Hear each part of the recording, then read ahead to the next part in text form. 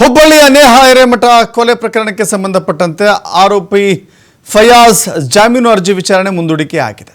July 23ಕ್ಕೆ ಮುಂದೂಡಿದ್ದಾರೆ ನ್ಯಾಯಾಧೀಶರು.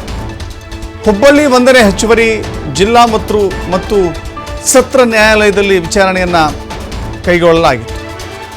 ಆರೋಪಿ ಫಯಾಜ್ಗೆ ಜಾಮೀನು ನೀಡುವ ವಿಚಾರಕ್ಕೆ ಸಂಬಂಧಪಟ್ಟಂತೆ ವಿಚಾರಣೆಯನ್ನು ನಡೆಸಲಾಗ್ತಾ ಇದೆ. ವಿಚಾರಣೆ ನಡೀತು.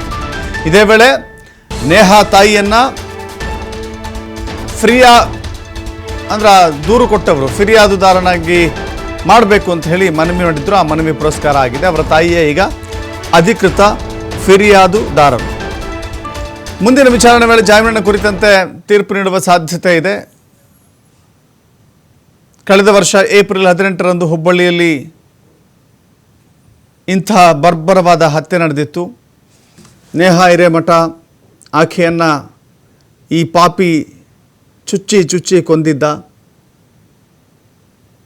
ಭಾಳ ಭೀಕರವಾದಂಥ ದೃಶ್ಯ ಅದು.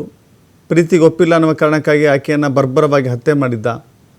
ಇಡೀ ಕರ್ನಾಟಕವೇ ಬೆಚ್ಚಿ ಬಿದ್ದಿತ್ತು ಈ ಸುದ್ದಿಯನ್ನು ತಿಳಿದು. ನೇಹಾ ಹಿರೇಮಠ ಅವರ ತಂದೆ ತಾಯಿ ಈಗಲೂ ಕೂಡ ಕಣ್ಣೀರಿನಲ್ಲಿ ಕೈ ತುಳಿತಾ ಇದ್ದಾರೆ.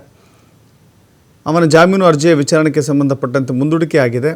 ಅಂತಿಮ ಆದೇಶ ಮಾತ್ರ 23ಕ್ಕೆ ಸಿಗುವಂಥ ಅವಕಾಶಗಳಿದ್ದಾವೆ. ಜೈಲಾಗುತ್ತಾ ಬೇಲಾಗುತ್ತಾ ಕಾದು ನೋಡಬೇಕಾಗಿದೆ.